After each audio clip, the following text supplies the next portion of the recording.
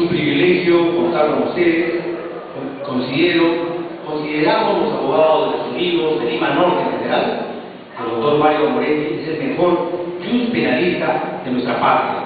Y para nosotros nos llena de mucho orgullo que esté con nosotros compartiendo un tema que es de suma importancia, no solamente para esta parte de Lima, sino para todo nuestro país.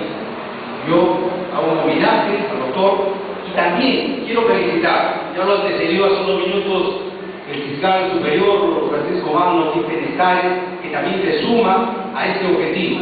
Quiero saludar y felicitar a los integrantes, a las personas que están promoviendo esta unión, esta unidad de abogados, de juristas en Lima Norte, que son los que han creado las condiciones para este primer cónclave de seguridad ciudadana.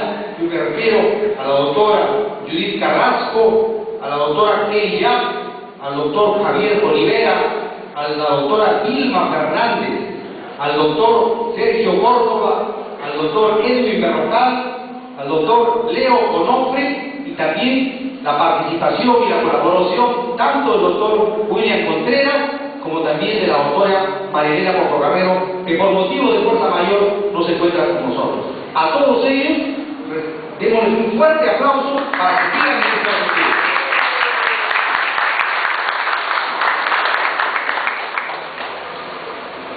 El doctor Magno Penestales, fiscal superior, el día a día no solamente observa, sino también interviene en representación de todos nosotros.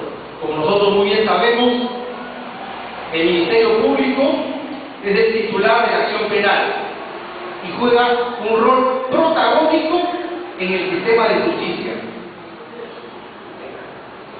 Juega un rol fundamental. Y él ha mencionado X casos. Por lo tanto, no voy a profundizar, porque son temas que todos los conocemos. Solamente yo hago una pequeña reflexión antes de pasar a ver el tema sintético de las causas y algunas alternativas. Yo me pregunto a veces, ¿no? Y a veces consulto con los vecinos, ¿qué cosa le ha creado más conmoción en los últimos días, en las últimas semanas? Dos alternativas. Hace un par de días, un señor le cortó el cuello a sus dos hijos adolescentes y luego se suicidó porque su esposa se fue a una fiesta patronal. Primera situación. Segunda situación, hace solo una semana fuimos testigos todos por los medios de comunicación que el gobierno, a través de las fuerzas policiales, fuerzas armadas policiales, le brindaba protección con tanqueta y cerca de 20 patrulleros a el señor López Meneses, representante, digamos, emblema de lo que fue o que sigue siendo la corrupción en nuestro país. ¿Cuál de estos dos hechos tiene mayor connotación, genera conmoción en la sociedad? Muchos pensamos, como lo mencionaba el doctor Magno, de que el problema de la inseguridad ciudadana está relacionado exclusivamente a la violencia familiar, al pandillaje, a la actividad de la juventud, a los delitos, a las faltas, etcétera, etcétera, etcétera.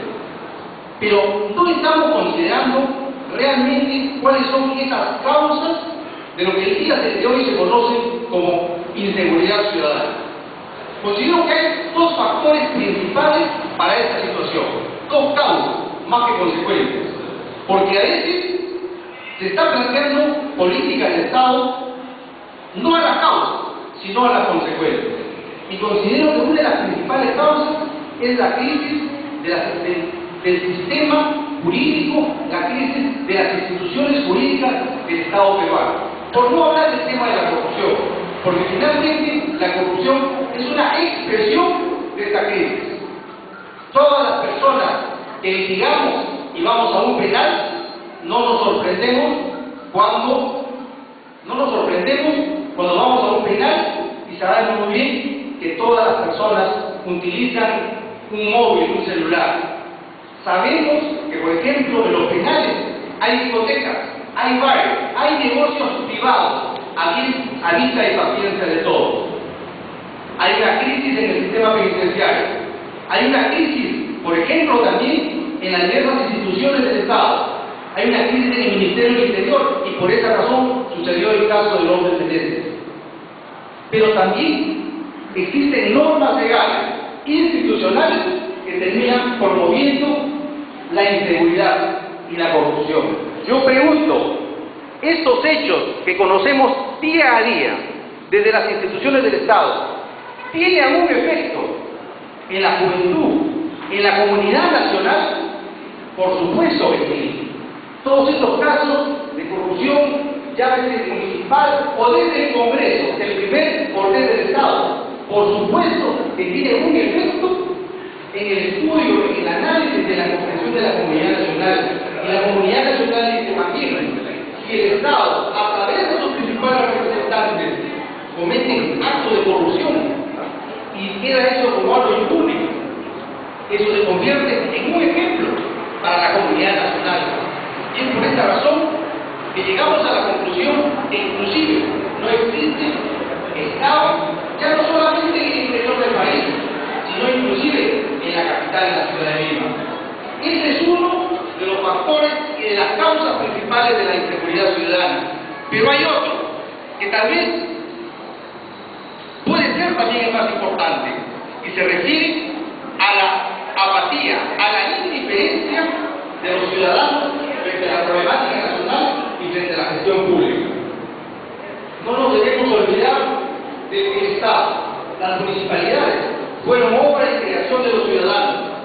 Fueron los ciudadanos que tomaron la decisión política de organizarse en municipios y de darle un ordenamiento jurídico. ¿Para qué? Para que preste servicios públicos.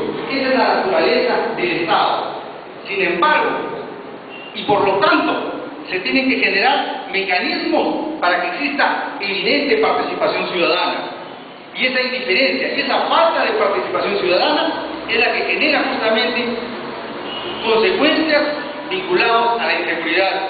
Y es por eso que siempre se hablaba de esa ecuación: a mayor participación ciudadana, menos corrupción. Y a menor participación ciudadana, mayor corrupción. En particular, a nivel de los gobiernos locales, porque en los gobiernos locales se vive un sistema de democracia participativa, a diferencia del gobierno nacional, en la cual es un sistema de democracia representativa, en la cual no hay intervención de la comunidad nacional, de la sociedad civil, de acuerdo a lo que señala la Constitución. Entonces, esas considero que son dos de las principales causas que tienen como consecuencia la inseguridad ciudadana y la corrupción generalizada a nivel del Estado. Y es por esas consecuencias que las principales reformas que se deben plantear en el sistema de la seguridad ciudadana deben atacar sus causas y no necesariamente las consecuencias. Ya lo señaló el fiscal Magno Quispe, ya lo señaló él. Se han incrementado las penas frente a una generalización, un aumento de conductas reprochables y antijurídicas. ¿Qué hace el Estado? Aumenta las penas. ¿Cuál es el efecto? Las conductas reprochables no se están reduciendo, por el contrario, se están incrementando. ¿Y por qué razón? Porque no se estarían atacando las causas. Y entonces las causas son las que se tienen que atacar. Y es por esa razón que en ese documento que el día de hoy se les ha entregado, ahí se plantea para cada una de ellas.